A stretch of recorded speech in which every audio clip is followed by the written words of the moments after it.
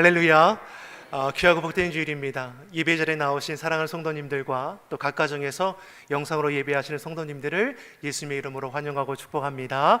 우리 곁에 계신 분들과 우리 환한 표정으로 우리 반갑게 두 손 들면서 인사하겠습니다. 잘 오셨습니다. 반갑습니다. 잘 오셨습니다. 반갑습니다. 표정만 봐도 은혜가 되는 것 같아요. 얼마나 이렇게 환하게 인사하는 것인지. 여러분, 이것은 좋은 습관입니다. 서로 간의 사랑의 인사를 나누는 거, 입술로만이 아니라 표정으로도 내 몸짓으로도 서로 간의 사랑함으로 연합함으로 하나님의 아름다운 열매를 맺어갈 수 있는 우리 시온성교회 믿음의 공동체가 되기를 간절히 축복합니다. 우리가 7, 8월은 교학교 여름 사역을 위해서 함께 기도하고 있습니다. 우리 지난 주일날 또 영상으로 보신 것처럼 유아부, 유치부, 유년부 여름 성경학교를 은혜 가운데 잘 마쳤습니다. 협력해 주신 모든 분들께 감사드리고 우리의 자녀들이 받은 은혜를 간직하고 믿음으로 살아갈 수 있도록 계속해서 기도해 주시기를 바랍니다. 이제는 초등부 여름 성경학교가 또한 중고청 연합 수련회가 준비하는 가운데 있습니다. 준비 과정부터 또한 그 일정 순서 안전하게 지켜주실 뿐만 아니라 주의 은혜를 뜨겁게 체험할 수 있도록 여러분 계속해서 기도해 주시고 관심 가져주시고 또 후원해 주시면 큰 은혜가 될 줄 믿습니다. 이를 위해서 우리 릴레이 30일 기도가 계속해서 진행하는 가운데 있습니다. 이번 주에 해당되시는 소그룹들은 꼭 그날에 정하셔서 함께 모여 기도하시고 모이지 못하는 분들께서는 각자의 자리에서 함께 기도함을 통해서 우리 다음 세대를 세워갈 수 있기를 간절히 바랍니다. 계속되는 장마와 무더위 가운데 참으로 지치는 그런 이제 날씨 아닙니까? 오늘 날씨도 정말 어마어마합니다. 정말 은혜 받기가 쉽지 않은 시기가 참 이 시기입니다. 그래도 우리는 은혜로 이겨내기를 간절히 소망합니다. 우리 곁에 계신 분들에게 축복하겠습니다. 은혜로 이깁시다. 여러분, 은혜로 이기시기 바랍니다. 무덥고 습한 이 시기이지만 그럼에도 은혜 가운데 우리 이겨내시기 바랍니다. 그래서 8월에 그 사역들이 준비되는 겁니다. 영화 상영하는 것부터 태신자를 작정하는 거고 2월, 7월 찬양 및 말씀 콘서트가 찬양 집회가 준비되는 것도 은혜로 이 무더운 여름을 이겨내기 위한 것이죠. 여러분, 이 일정을 위해서 같이 기도해 주시고 또 참여해 주시기를 바랍니다. 우리가 계속해서 요한 1서의 말씀으로 은혜를 나누고 있습니다. 앞서서 사도 요한은 예수님 믿어 구원받은 하나님의 자녀라 우리를 칭해 주었습니다. 그러면서 우리에게 어떤 도전을 주는 겁니까? 하나님의 자녀라면 하나님의 자녀답게 살아가야 한다는 것이죠. 그래서 앞서서 말씀하는 것이 무엇입니까? 자녀된 사실이 영원한 생명, 천국을 보장해 주는 것이냐, 장래에 어떻게 될지는 아직 나타나지 아니했다라고 했습니다. 이것이 무슨 말입니까? 예수님께서 서기관과 바리새인과 율법학자들을 책망하셨습니다. 이들은 어떤 무리입니까? 율법에 정통한 자들 아닙니까? 율법을 낭독하고 율법을 가르치고 또한 백성들에게 존경과 칭찬을 받던 이들인 것이죠. 저들을 향해서 예수님께서는 책망하셨습니다. 화 있을진저 외식하는 자들아, 회칠한 무덤과 같은 자들이라 저들을 책망하셨습니다. 겉으로는 의로운 채 하면서 경건한 채 하지만 그 속은 어떠합니까? 온갖 더러움으로 부패했기 때문인 것이죠. 주여 주여 한다고 다 천국에 들어갈 것이 아니요 하늘에 계신 아버지 뜻대로 행하는 자라야 천국에 들어가리라. 너희가 가진 서기관, 율법학자, 바리새파라는 이 타이틀이 영생을, 천국을 보장해 주는 것이냐? 아니라는 것이죠. 주 안에 거하라. 성령의 다스림을 받을 것을 그래서 계속해서 강조하는 것이죠. 무엇보다 우리 안에 하나님의 자녀답게 살아갈 수 있도록 앞서서 우리에게 뭘 말씀했습니까? 이 땅에 구별된 하나님의 자녀로 자라갈 수 있도록 우리 가운데 심어주신 것이 있다라고 했습니다. 하나님의 씨가 우리 속에 있다라는 것이죠. 자, 이 하나님의 씨가 무엇을 가리킨다고 했습니까? 말씀과 성령이라고 했습니다. 우리 안에 말씀을 심어주셨습니다. 말씀이 무엇입니까? 생명이죠. 능력입니다.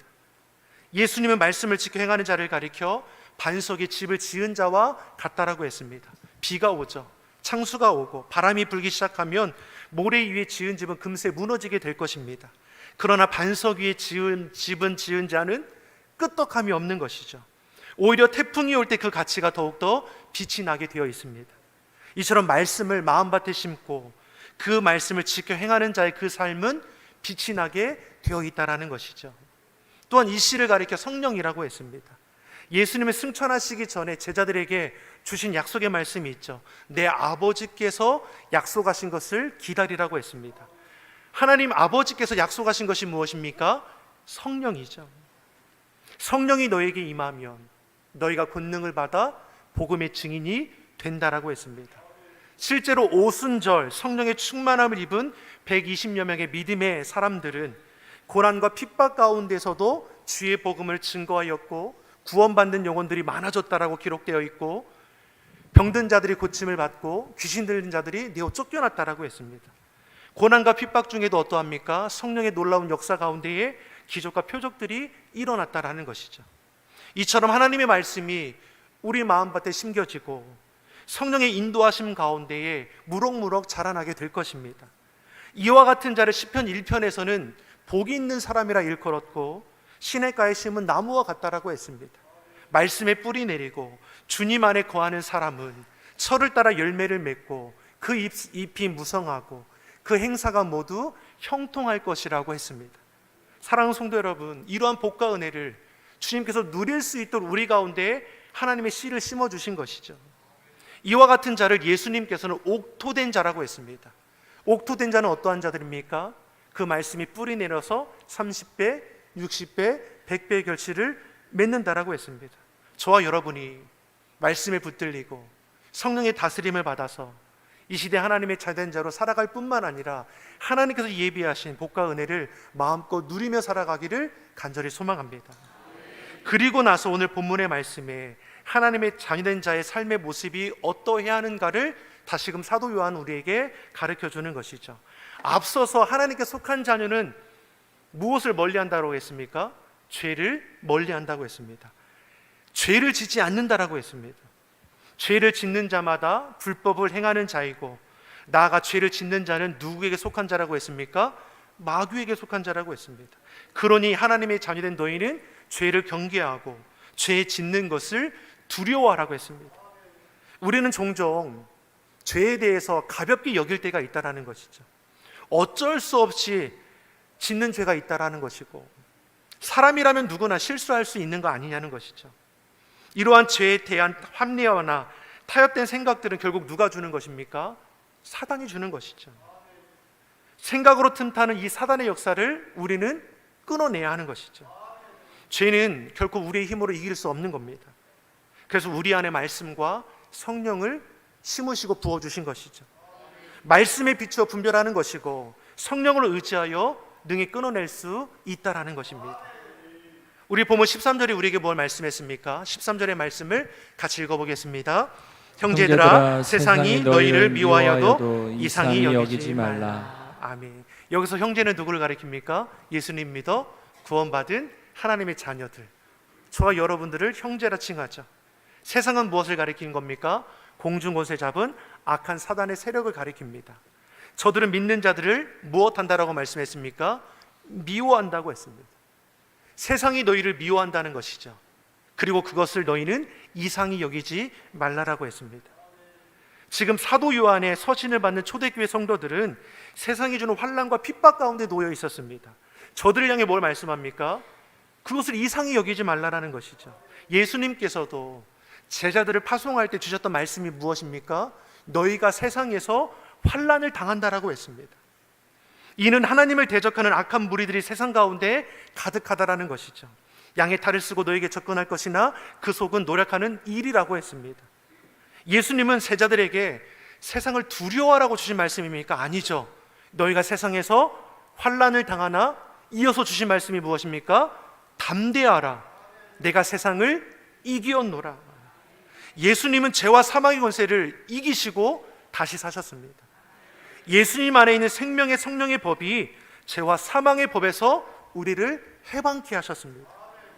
예수님을 품은 우리가 세상 두려워할 것이 있느냐? 없다라는 것이죠.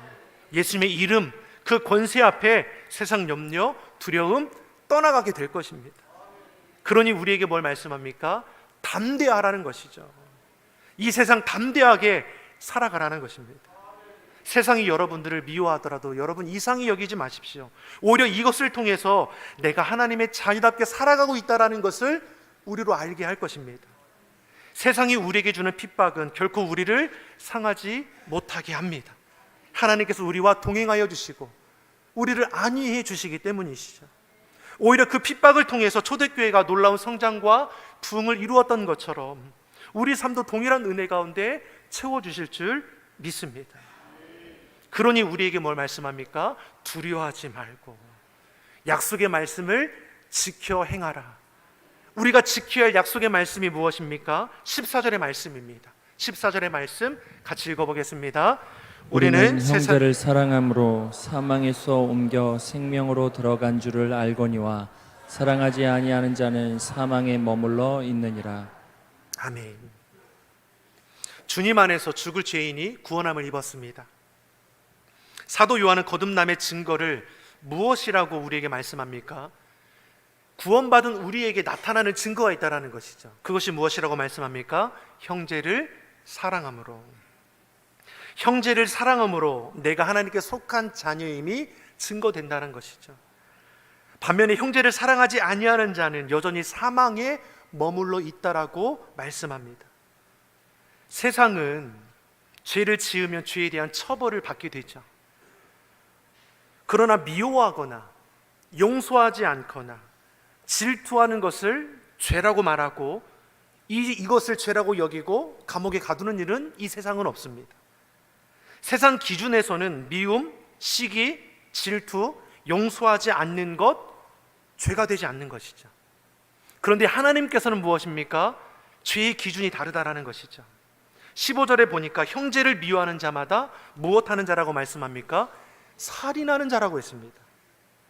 하나님은 우리가 실제로 누구를 죽여야지, 누구의 물건을 빼앗아야지만 죄로 여기는 것이 아니라 질투하고 미워하고 용서하지 않고 사랑하지 않는 것 또한 똑같은 죄라고 했습니다. 그래서 우리가 마음에 생각에 품는 악한 것들은 끊어내야 하는 것이죠. 이어서 15절 말씀 우리 같이 한번 보겠습니다. 15절의 말씀입니다. 그 형제를 미워하는 자마다 살인하는 자니 살인하는 자마다 그 영생이 그 속에 거하지 아니하는 것을 너희가 아는 바라. 하나님의 자녀라 고백하는데 여전히 우리 안에는 무엇입니까? 미움의 대상이 있죠. 그러한 자를 가리켜 뭐라고 말씀합니까? 영생이 주님이 너희 속에 거하지 않는다라고 했습니다. 즉 주님 안에 거하는 자가 어찌 형제를 미워할 수 있느냐라는 것이죠. 형제를 미워하는 자가 있느냐? 모양만 그리스도인이라는 것입니다. 예수님을 믿는다고 하면서 은밀한 죄가 여전히 해결되지 않고 여전히 미운 사람 용서하지 않는다면 우리는 주님을 바로 믿는다 할 수 있겠느냐? 예수님을 바로 알고 바로 믿으면 미움의 대상이 기도의 대상이 되는 것이고 나아가 사랑의 대상이 된다라는 것이죠. 사도 요한은 예수님을 믿는다고 하면서 죄짓고 미워하고 싸우고 다투는 것 성립되지 않는다라는 것입니다. 죄를 지으라 해도 지을 수 없는 것이 참된 그리스도인이라는 것이죠. 여러분 이 말씀이 도전이 됩니다. 하지만 이 말씀을 지켜 행하는 것은 우리가 너무나 어려운 것이죠. 예수님을 바로 알고 바로 믿으면 이러하게 된다는 건데 그러면 우리가 바로 알고 바로 믿지 못하는 건가? 주님 안에서 우리는 서로 사랑해야 한다는 겁니다. 주님 안에 서로 사랑하십시오. 그 사랑 안에서 내가 변화되어야 하는 것이죠. 이렇게 살아갈 수 있는 이유가 있습니다. 믿는 자가 이렇게 살아내야 할 이유가 있는 것이죠. 그것이 무엇입니까? 16절에서 우리에게 말씀해 줍니다. 16절의 말씀 같이 보겠습니다. 그가 우리를 위하여 목숨을 버리셨으니 우리가 이로써 사랑을 알고 우리도 형제를 위하여 목숨을 버리는 것이 마땅하니라. 아멘. 사랑하는 성도 여러분, 우리는 완전한 사랑을 경험했습니다. 독생자 예수님께서 우리를 위해 죽어주심으로 우리가 죄와 사망에서 건짐을 받았습니다. 사단 마귀에게 속한 자가 아니라 주님 안에 거하는 하나님의 자녀가 되었습니다. 하나님의 사랑을 우리가 품었죠. 매주 우리가 예배 드릴 때마다 우리 십자가를 볼 때마다 무엇을 생각하게 되는 것입니까? 우리를 향한 하나님의 사랑입니다. 그 사랑 앞에 우리가 할 수 있는 것이 무엇입니까? 감격함으로 고백하는 것이고 감사함으로 우리 삶을 나아가는 것이죠. 이처럼 하나님께서 자유된 자에게 주시는 지켜 행할 그 기준이 무엇입니까? 서로 사랑하라는 것이죠. 사랑하는 성도 여러분, 서로 사랑하십시오. 그럼 어떻게 사랑하느냐? 18절의 말씀, 연약한 우리에게 주시는 말씀입니다. 18절의 말씀을 같이 보겠습니다. 자녀들아, 우리가 말과 혀로만 사랑하지 말고 행함과 진실함으로 사랑하자. 옆 사람에게 이렇게 축복하겠습니다. 사랑합니다, 감사합니다, 축복합니다. 사랑합니다, 감사합니다, 축복합니다. 여러분, 이런 인사가 우리가 처음 하는 겁니까? 매 주일 예배 때마다 우리가 이렇게 사랑의 인사를 나누죠. 그런 사랑의 인사를 나누는 우리에게 뭘 말씀합니까? 말과 혀로만 사랑하지 말고 오직 행함과 진실함으로 하라. 여러분, 말뿐인 사랑이 무슨 소용이 있는 겁니까? 혀로 하는 사랑이 무슨 힘이 있는 것입니까? 17절의 말씀을 보니까 세상 재물을 가지고 있으면서도 형제의 궁핍함을 보고도 마음 문을 닫고 도와주지 아니하면 하나님의 사랑을 품은 자라 할 수 있겠느냐. 남들보다 많이 배웠습니다. 남들보다 가진 것도 많습니다. 남들보다 지위가 높습니다. 남들보다 건강합니다. 그렇다라고 한다면 하나님은 무엇 때문에 나의 지위를 높여주신 것이고 재물을 많게 하신 것이고 많이 배우게 하신 것이고 건강케 하신 것입니까? 네가 받은 그 사랑과 은혜를 나누라는 것이죠. 가진 지식, 가진 재물, 가진 지위, 가진 건강을 가지고 이웃을 돌아보며 형제를 사랑하는 자가 되라고 우리에게 말씀하는 겁니다. 하나님은 우리에게 가진 것 다 몽땅 바치라고 하는 말씀입니까? 아닙니다. 주어진 자리에서 우리가 할 수 있는 작은 것, 그 사랑의 수고를 감당해 보라는 것이죠. 우리가 작은 일에 내가 할 수 있는 작은 것으로 지혜의 마음으로 행해 보았습니다. 하나님께서 그러한 자를 어떻게 합니까? 기뻐하시죠. 그 삶의 지경을 조금 더 확장시켜 주십니다. 더 큰 일에 참여할 수 있도록 우리 마음도 생각도 붙들어 주시고 삶의 피로도 도와주시죠. 그런 하나님을 기뻐하며 우리 삶이 놀랍도록 회복되고 변화되는 것이죠. 달란트 비유를 통해서 우리에게 주신 말씀이 무엇입니까? 착하고 충성된 종아, 네가 작은 일에 충성하였으니 보다 큰 일로 내가 참여할 수 있도록 인도신다고 말씀하지 않았습니까? 사랑하는 성도 여러분, 우리는 구원받은 하나님의 자녀이죠. 하나님의 자녀라는 그 삶의 모습이 증거되어야 할 것입니다.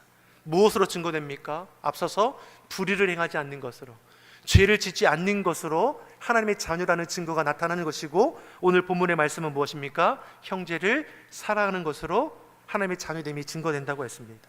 말과 혀로만이 아니라 오직 행함과 진실함으로 서로 사랑해라.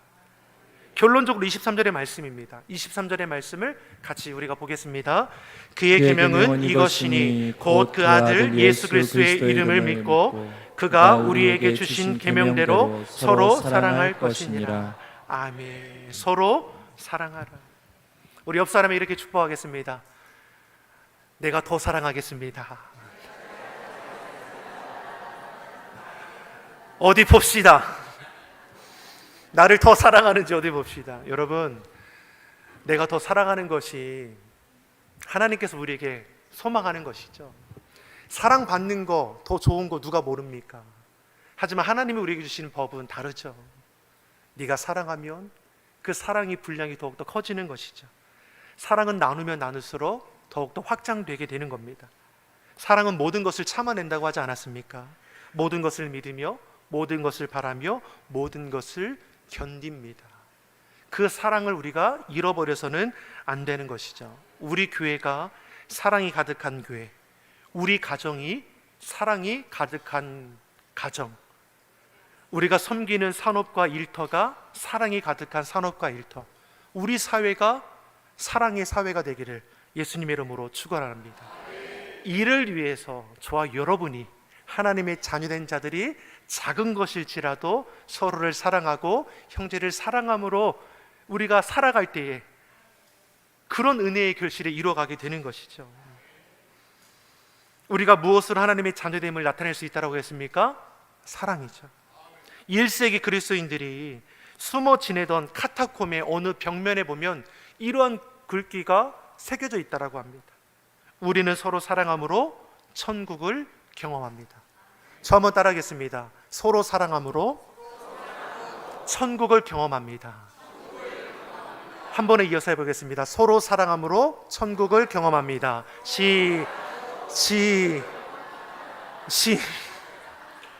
서로 사랑함으로 천국을 경험합니다. 시작. 서로 사랑함으로 천국을 경험합니다.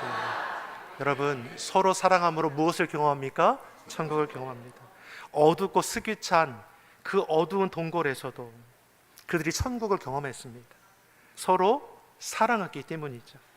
우리도 서로 사랑함으로 우리가 자리하는 그곳이 하나님께서 우리를 예비하신 하나님 나라 천국이 될 줄 믿습니다.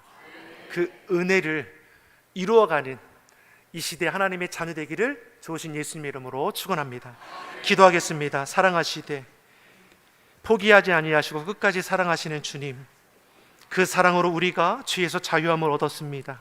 그 사랑으로 하나님의 자녀가 되었습니다. 우리도 받은 사랑으로 서로를 바라보게 하시고 내가 너희를 사랑한 것 같이 너희도 서로 사랑하라. 예수님의 그 크신 사랑을 닮아가는 주의 성도들이 되게 하여 주시옵소서. 사랑이 없으면 아무것도 아님을 우리로 알게 하시고 삶의 자리에서 주의 사랑을 나누고 베푸는 사랑의 실천자들이 다 되게 하여 주시옵소서. 감사드리며 예수님의 이름으로 기도드립니다. 아멘.